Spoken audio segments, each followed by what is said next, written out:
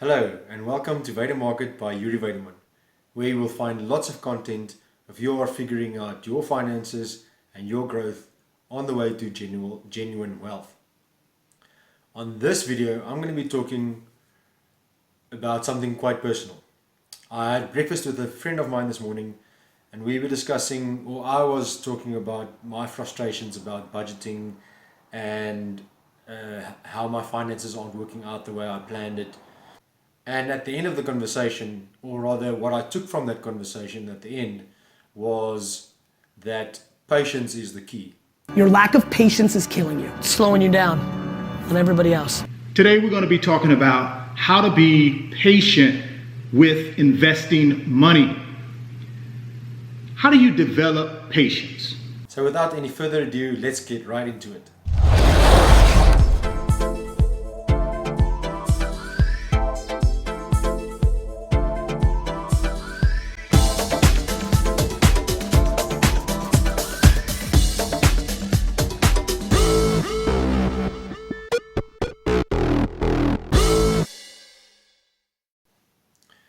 So, why is it a good idea to be patient with your finances? Well, there are many advantages and we'll discuss that in different points in the rest of the video. I'll leave timestamps at the bottom so you can skip to specific parts of the video that you would be more interested in. So like I was saying, I was talking to this friend of mine over breakfast this morning and asking him about advice about how he's managed his finances over the last couple of years. And how I could adjust my budget and my attitude towards my budget to improve how I manage my budget and how I manage my finances. And the core message from that conversation was that being patient gives you advantages, and that you should remember that all your spending habits of the years up to this point in your life need to be relearned. You need to create new habits, and that takes time. So the first thing about patience is that you start realizing that there's a process to be gone through, and that during that process you should enjoy the process. So you should have joy in the process of becoming better at your finances. This patience will then allow you to firstly enjoy the process, secondly develop the skills and give you the ability to adjust your budget when it is required. Now, the first tip that I want to cover is that you should set up your budget. Sit down and decide how much you want to save. And this is what my friend said this morning over breakfast is, forget everything else. Set a goal for how much money you want to save from your income, percentage wise. So let's say, and this obviously will be dependent on your age, the older you are, the more you'd like to save. Although I would say start saving as quickly and as soon as possible, even from your first paycheck. Develop the discipline of living on less than you earn. By the way, I did a video, and I'll leave a link here and in the description, of spending less than you earn and why it is important. But the bottom line of that video is that spending less than you earn gives you the ability to save, and you should be saving to invest, not saving to put your money in the bank, and that's a different topic altogether. So once you decide how much you want to save, let's work on a figure of 25% of your income. Then you only use the rest of your 75% of your income to cover all your expenses. So for example, less than 25% of your income should be spent on housing or living arrangements.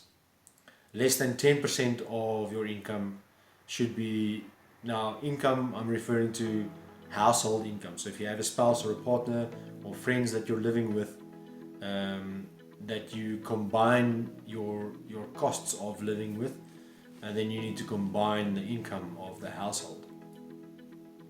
But less than 10% of your income should be spent on transport, and then at least 10 to 15% of your income should be saved for retirement.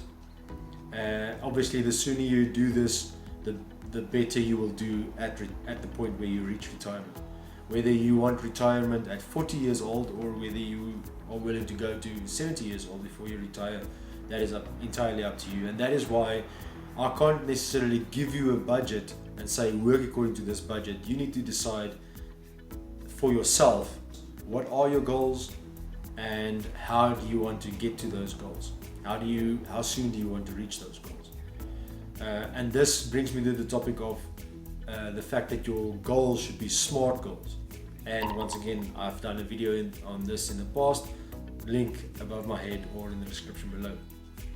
So talking about enjoying the process, setting your budget, 25% for savings, 25% for housing, 15% for retirement. That puts you around 65% of your income. Then at least 10% of that you should be saving for investments. This is obviously after you've already put aside money for emergencies. So start with something like 10,000 Rand and try and work that up to have an emergency fund to cover 3 to 6 months of your monthly expenses, your household expenses. Okay, so and then at least 10% of your income should be towards contributing to some just cause or something greater than yourself or something outside of yourself without expecting anything back. It should be something you donate money to uplift the community around you, to make the world a better place. Something you might even be involved in the project, but you should not be expecting anything back from the money that you donate to that cause. So once you've set up your budget in such a way, obviously at this point you might not be your spending habits and where you've got to at this point in terms of your finances might not be ideal, and it might not fit what your goals are. So there's 25% of this and that and this and that, 10% for this, 15% for that. You're not there right now. So getting from where you are right now to where you need to be will require some patience. So being patient and being joyful in the patience, in the process of getting better at your personal finances, will create endurance. This endurance and the discipline that comes with that will help you to not spend money that is not budgeted for. It'll help you to say no to things that don't contribute to reaching your goals at the time that you want to reach them. It will help you with building your character, and your character will help you make wiser decisions in terms of your spending habits, the way you spend your money, where you spend your money. And really, this is what becoming a millionaire is all about. It's not about making all the money. It's not, as Jim Rohn used to say, he said, it's not becoming a millionaire that's important, it's the person that you must become in order to become a millionaire. Yeah. You have to become a completely different person. You have to develop character beyond 99% of the people in the world. You have to develop honesty and discipline and quality relationships and the willingness and the ability to work and set priorities and all kinds of stuff. So there's some personal development and personal growth involved in getting from where you are right now, whether it be for financial wealth, social wealth, physical wealth, or time wealth. And that's what genuine wealth is all about, is the 4 quadrants of genuine wealth. And getting to a point where you have a balance between these 4 quadrants requires that you as a person grow. You grow your character and you grow your hope of what the future holds. Now remember, character comes from experience. And experience comes from making the mistakes and adjusting along the way. So once you've set up your budget and you don't reach it for the first month, that's fine.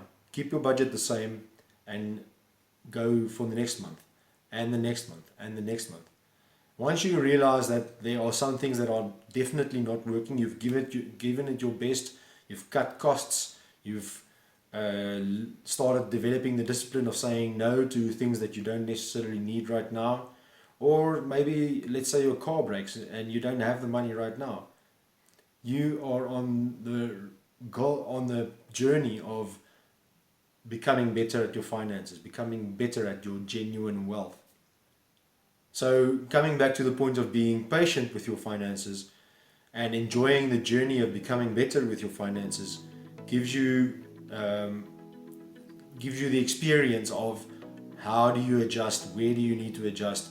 And once you get to the point where you realize that this thing that you're doing is not working, you make small adjustments. Don't throw the plan out the window completely.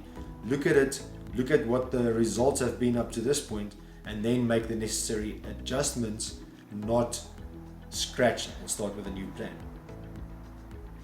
This will help you fine-tune your own abilities as well as how you budget and how you structure your spending habits.